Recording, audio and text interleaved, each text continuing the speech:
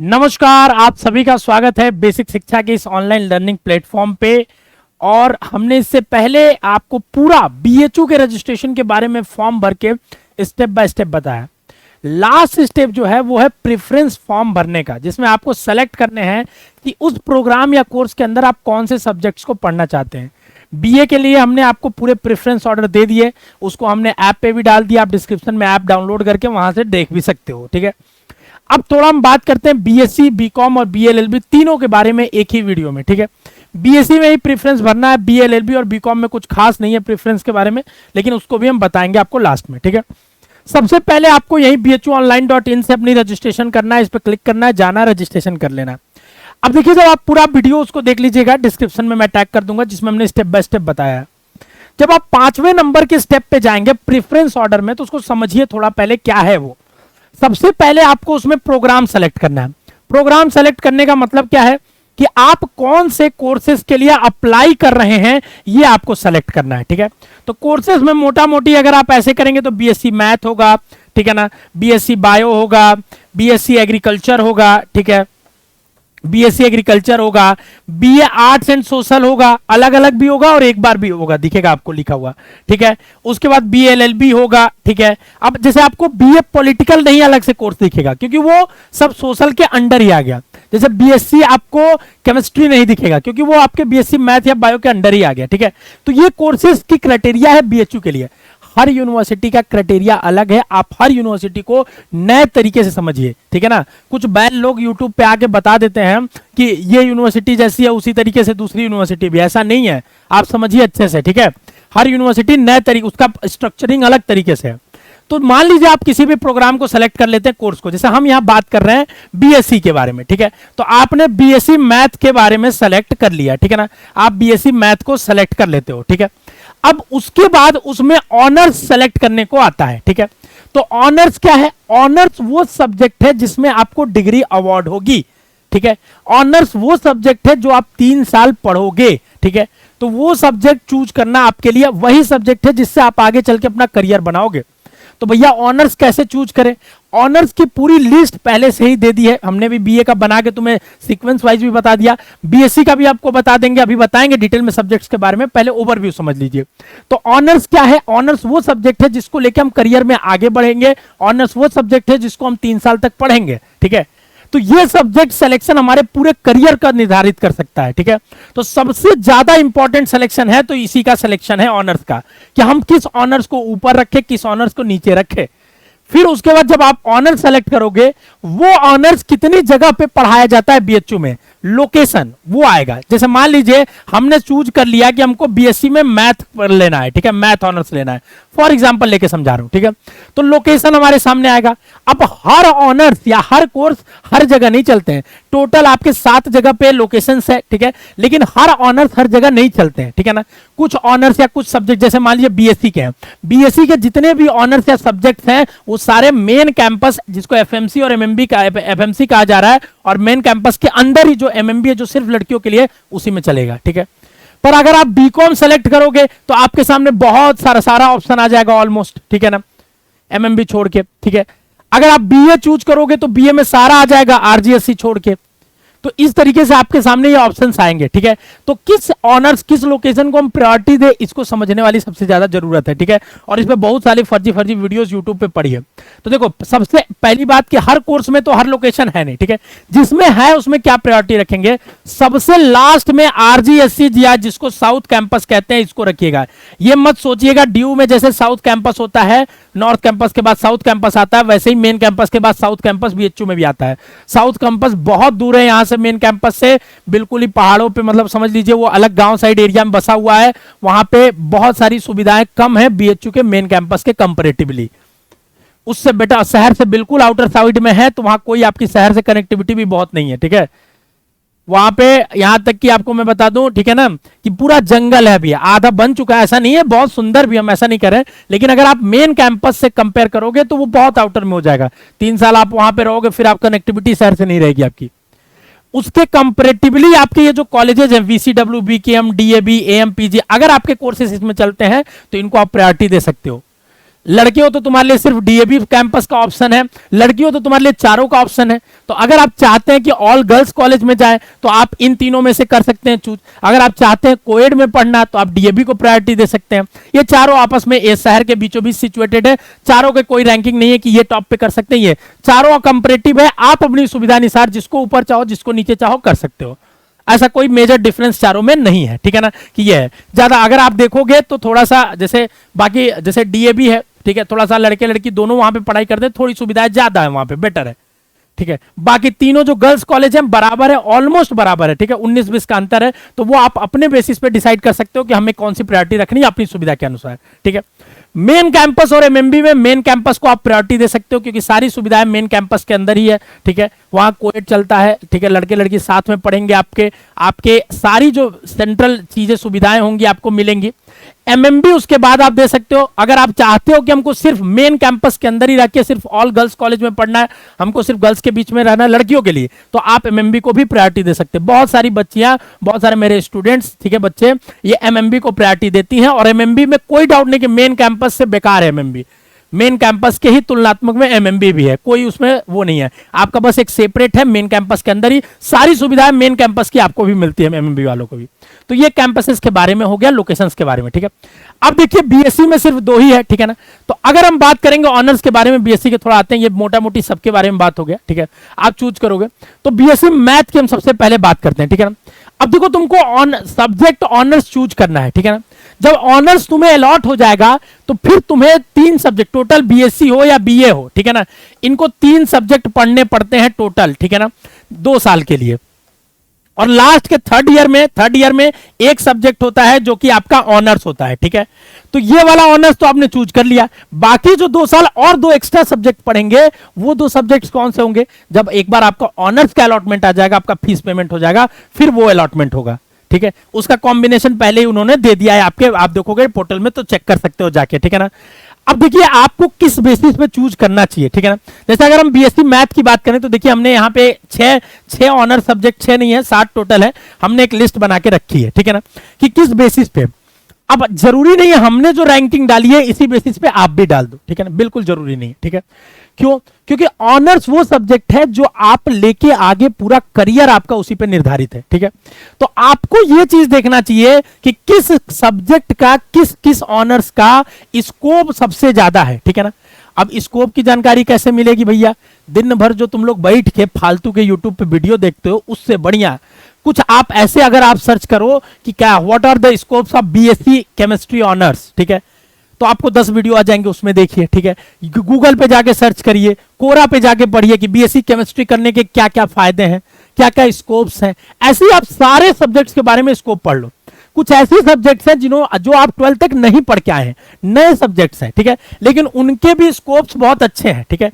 एक होते हैं कोर सब्जेक्ट्स, जैसे आपने पढ़े होंगे पहले भी, मैथ, फिजिक्स, केमिस्ट्री, ये कोर सब्जेक्ट्स माने जाते हैं, ठीक है।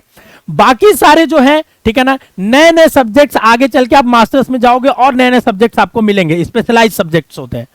इन सब्जेक्ट्स के भी अपने अपने अपने स्कोप बहुत अच्छे होते हैं, लेकिन हाँ ये पढ़ने वाले लोग भी कम होते हैं और इनकी लिमिटेड, जैसे आपने अगर केमिस्ट्री ऑनर्स किया है तो आप किसी फील्ड में भी जा सकते हो, आप एक यूनिवर्सल ऑनर्स पढ़ लेके पढ़ रहे हो।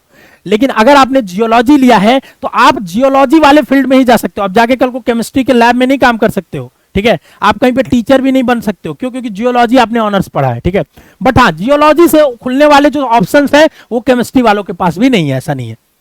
तो लिमिटेड ऑप्शंस उनके लिए होते हैं, थोड़ा नैरो हो जाते हैं। आप जब आप इस स्पेशलाइज सब्जेक्ट पढ़ते हो तो थोड़ा आपके ऑप्शंस नैरो हो जाते हैं, बट हाँ उसमें आपके स्कोप फर्दर डेप्थ बहुत ज्यादा होता है, विड्थ थोड़ा कम हो जाता है, पर डेप्थ करियर का बहुत बढ़िया हो जाता है, ठीक है। तो ये आपको पूरा खुद से एनालिसिस करने की जरूरत है। खाली बैठे हो, अभी कोई जल्दीबाजी नहीं, आराम से हर एक सब्जेक्ट्स के बारे में पढ़ो, फिर आप एक एक सेलेक्ट करो। देखो हमने जो अभी ट्रेंड्स देखा है कुछ सालों का, ठीक है, उसके बेसिस पे प्लेसमेंट्स देखा है, बाकी चीजों को बच्चों को अच्छा करते देखा है, ठीक है। तो हमने ये देखा जो बच्चे कंप्यूटर साइंस से होते हैं उनका बेटर अच्छा स्कोप है। आजकल आईटी का ट्रेड है, ठीक है, तो बीएससी आप मैथ्स ग्रुप से पढ़े भी हो, आगे चल के थोड़ा कोडिंग सीख लोगे तो आपका अच्छा जॉब को लेके आपका प्राइवेट सेक्टर में, देखिए आप अगर ये कोर्सेज पढ़ रहे हो इसका मतलब आप प्राइवेट सेक्टर में जॉब को तलाश रहे हो, ठीक है। गवर्नमेंट्स में तो मोस्टली सारे ग्रेजुएशन आपने कर लिए तो एलिजिबल है मोस्टली जॉब्स के लिए, स्पेशलाइज जॉब अगर नहीं है तो, ठीक है। तो आपका प्राइवेट सेक्टर में काफी अच्छा स्कोप धीरे धीरे बढ़ रहा है, ठीक है ना। जो बच्चे बीएससी कंप्यूटर साइंस से करके एमसीए कर लेते हैं उनका अच्छा स्कोप हो जाता है, ठीक है।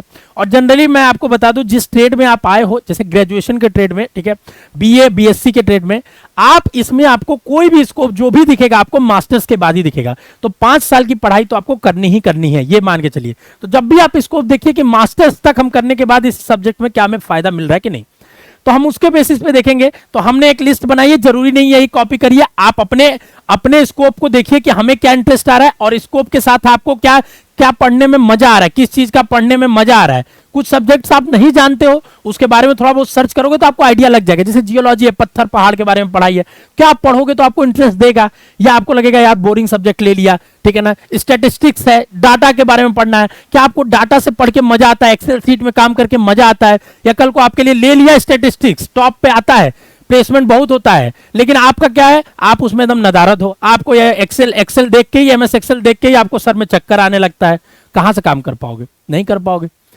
तो बाकी बच्चे आपका प्लेसमेंट उठाएंगे, आपका उठेगा ही नहीं। तो आपका भी इंटरेस्ट होना चाहिए, आपको भी मजा आना चाहिए उस पढ़ने में। तो थोड़ा आप इसके बारे में खुद से रिसर्च करिए, क्योंकि हर इंडिविजुअल के लिए यहां पे सिलेक्टिविटी का गेम आ जाएगा। हर इंडिविजुअल के लिए अलग अलग कंडीशंस हो सकती है, ठीक है, कोई कॉमन लिस्ट इसमें नहीं हो सकती है, ठीक है।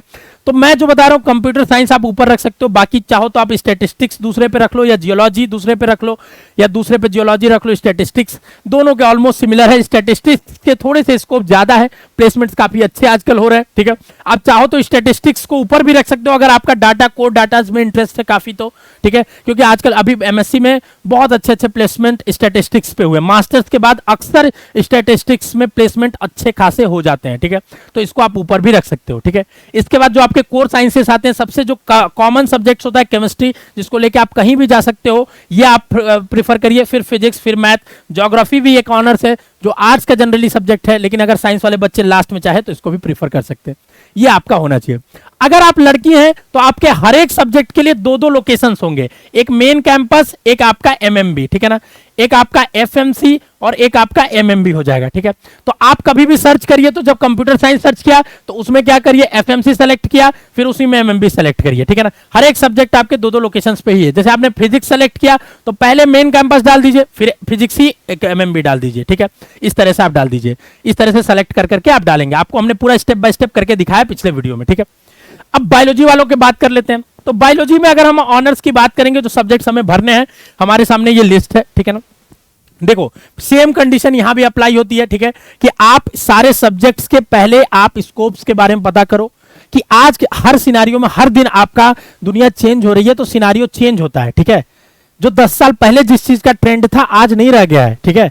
तो आपको समझना पड़ेगा कि आज कहां स्कोप है, हम क्या आगे करना चाहते हैं, अभी से आपको डिसीजन लेना पड़ेगा। यही 1-1.5 महीना आपके लिए बहुत इंपॉर्टेंट होता है, ठीक है, इन सब कामों के लिए, कि आप अपने सब्जेक्ट्स के बारे में पता करो, आप कहां उस सब्जेक्ट में किस डेप्थ तक जा सकते हो, कितना डेप्थ तक आप करियर उसमें ले सकते हो, क्या क्या और आपको ज्यादा स्किल्स की नीड पड़ेगी आपको उसके लिए। तो ये सारी चीजें आप पता करिए। उसके साथ ही आपको ये भी पता करना पड़ेगा कि हमारा इंटरेस्ट है कि नहीं। लेने को हमने जूलॉजी ले लिया, जूलॉजी का स्कोप है, और पता चला कि हमको वहां पे काटने के लिए मेढक दे दिया तो हम वहीं पे बेहोश होकर गिर गए, ठीक है।